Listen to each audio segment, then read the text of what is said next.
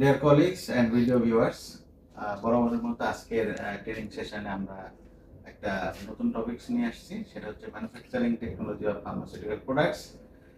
তো আপনারা জানেন যে অনেকগুলো ডোজেস ফর্ম ফার্মাসিউটিক্যাল প্রোডাক্টস আছে। Tablet, capsule, PFS, cream, ointment, eye drop, nasal drop, sterile, অনেকগুলো প্রোডাক্ট আছে।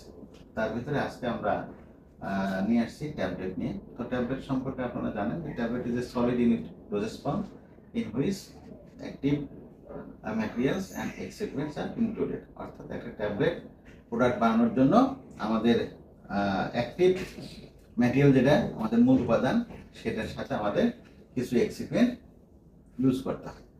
তো সাধারণত এক্সিপিয়েন্ট কী কী হিসেবে আমরা ইউজ করি দেখেন। প্রথমেই আপনি যদি 10 মিলিগ্রাম একটা ট্যাবলেটের কথা চিন্তা করেন, তাহলে 10 মিলিগ্রাম এই সামান্য এতটুকু ট্যাবলেট দিয়ে আপনি কিন্তু কম্প্রেশন করতে পারবেন না। কারণ আপনার কম্প্রেশন মেশিনের ন্যূনতম একটা যে পাঞ্চ, অর্থাৎ একটা আপার পাঞ্চ এবং লোয়ার পাঞ্চ যেটা আছে, সেটা দিয়ে যে প্রেশার দিবে, এই প্রেশারটা দেওয়ার জন্য ন্যূনতম একটা ভলিউমটা লাগে। কাজেই এক্সিপিয়েন্টের প্রথম যেটা বলা আছে ডাইলুয়েন্ট বা ফিলার, সেটাতে কিন্তু বলা আছে যে diluent or filler to make up the volume of the tablet if the tablet volume is inadequate। অর্থাৎ একটা কমপ্রেস ট্যাবলেট তৈরি করার জন্য যদি তার ভলিউমটা কম হয়, তাহলে সেখানে আমরা ডাইলুয়েন্ট বা ফিলার ইউজ করি। ক্লিয়ার? এবং এটা সাধারণত 5 থেকে 30% পর্যন্ত আমরা ইউজ করি। নেক্সটে আসলো কি, আমাদের একটা ট্যাবলেট যখন বানাবো, সেই ট্যাবলেটের একটা প্রপার হার্ডনেস থাকতে হবে। তাহলে তার জন্য আমাদের লাগবে একটা বাইন্ডার। সাধারণত পোভিডন K30 এই বাইন্ডারটা আমরা একটা অর্গানিক সলভেন্টে 2 থেকে 3% একটা কনসেন্ট্রেশনে আমরা সলিউশন তৈরি করে আমরা কিন্তু বাইন্ডারটা তৈরি করি। এবং এই বাইন্ডারটা আমরা ডিউরিং গ্রানুলেশন আমরা এই সলিউশনটা আমরা কিন্তু ইউজ করি। দেন আপনারা জানেন ফ্লুইড বেড ডায়ার আছে একটা ট্যাবলেট বানানোর জন্য, সেই ফ্লুইড বেড ডায়ারে আমরা ড্রাই করি। তারপর মাল্টিমিল আছে, মাল্টিমিলে আমরা ক্র্যাশ করি, তারপরে আমরা ব্লেন্ডিং করি। এখন এই ব্লেন্ডিং করার জন্য, ব্লেন্ডিংয়ের আগে আরেকটা জিনিস আমি বলি, সেটা হচ্ছে যে আপনি ট্যাবলেটটা যখন একটা পেশেন্ট খাবে, তখন সেই ট্যাবলেটটা কি হয়, প্রথমে আপনারা অ্যাডমি সম্পর্কে নাম শুনছেন, administration, distribution, mechanism of action and excretion. তো এটার জন্য প্রথমে ট্যাবলেট বডিতে গেলে ডিজেন্টিগ্রেট হতে হয়। অর্থাৎ আমাদের যে জিআইটি অর্থাৎ গ্যাস্ট্রো ইন্টেস্টিনাল ট্র্যাক্ট যেটা আছে, সেইখানে যে ফ্লুইডটা আছে সেইখানে ট্যাবলেটটা ভাঙতে হয়। এই ট্যাবলেটটা যাতে খুব দ্রুত ভাঙে, এই জন্য ডিজেন্টিগ্রেটিং এজেন্ট আমরা ইউজ করি। এই ডিজেন্টিগ্রেটিং এজেন্ট হলো কোনগুলা, সাধারণত সোডিয়াম স্টার্চ গ্লাইকোলেট বা প্রাইমোজেল আমরা ইউজ করে থাকি, এবং ক্রস কার্নিলস সোডিয়ামও ইউজ হয়। অনেকগুলো ম্যাটেরিয়াল আছে যেগুলো ডিজেন্টিগ্রেটিং এজেন্ট হিসেবে কাজ করে। দেন এবার আমরা কম্প্রেশন করব, তার আগে ম্যাটেরিয়ালটা ব্লেন্ডিং করব। এই ব্লেন্ডিং করার সময় আমাদের লুব্রিকেটিং এজেন্ট বা গ্লাইডেন্ট এগুলো আমাদের ইউজ করতে হয়। কেন ইউজ করতে হয় সেটা হলো দুইটা কারণে। একটা হচ্ছে যে আপনি কম্প্রেশন মেশিনের হপারে যখন একটা গ্যানোসটা দিবেন, তখন ইউনিফর্মলি হপার থেকে যাতে গ্যানোসগুলো কম্প্রেশনে মেশিনের পাঞ্চে ইকুয়ালি ডিস্ট্রিবিউট হয়, যার কারণে ওখানে ফ্লো প্রপার্টিটা ইনক্রিজ করার জন্য কিন্তু আমাদের এই লুব্রিকেটিং এজেন্টটা বা গ্লাইডেন্টটা ইউজ করি।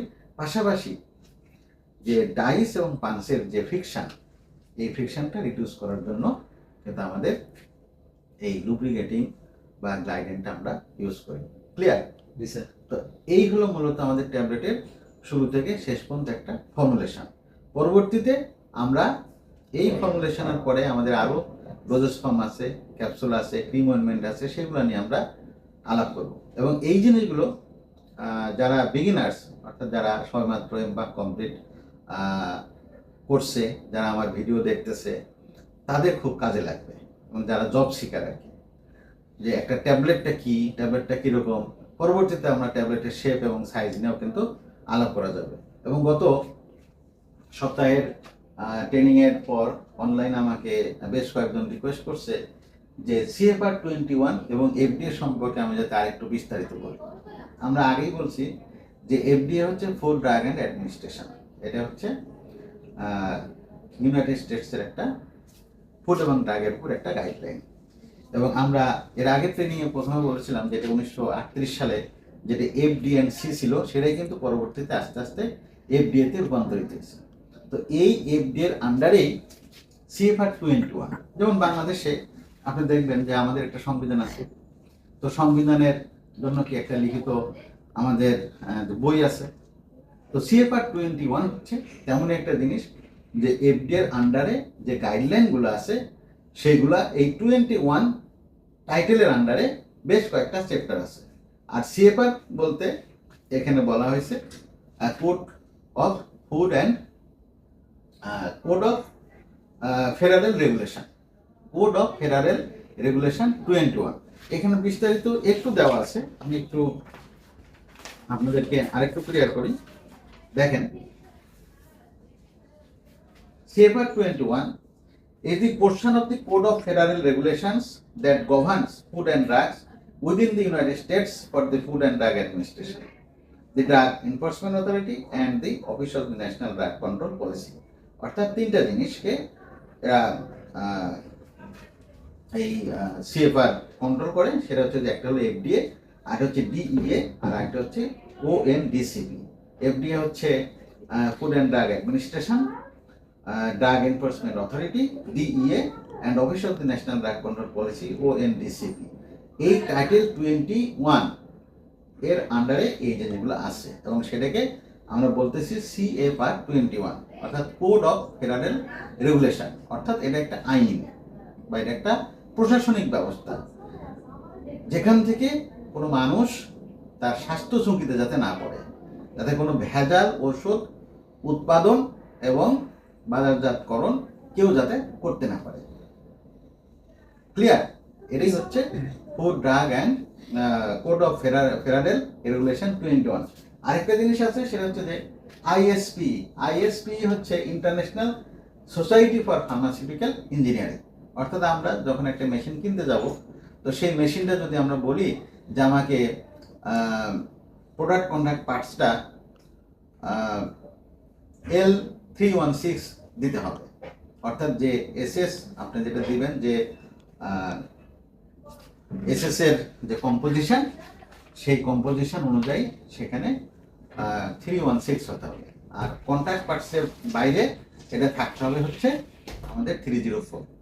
ক্লিয়ার? এই জিনিসগুলো কিন্তু ISPE এখানেও কিন্তু বলা আছে। ক্লিয়ার? জি স্যার। তাহলে আজকে আমরা কি কি শিখলাম? আমরা হচ্ছে manufacturing technology of pharmaceutical product, tablet নিয়ে আলাপ করলাম, এবং পাশাপাশি CFR 21, FDA, ISPE নিয়ে আলাপ করলাম, এবং পরবর্তীতে আমরা দেখবো যে ট্যাবলেটের বিভিন্ন প্রবলেম, ট্যাবলেটের ক্যাপিং আছে, ট্যাবলেটের ল্যামিনেশন আছে, ট্যাবলেটের টুনিং আছে, বিভিন্ন প্রসেসে বিভিন্ন রকমের যে প্রবলেমগুলো হয় সেই প্রবলেমগুলো নিয়ে আমরা আলাপ করব।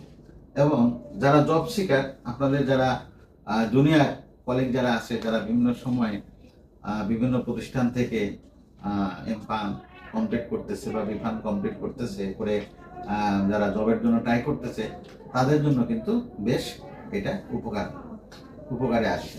তো thank you very much today. I think আজকের ট্রেনিং এখানে শেষ। Thank you.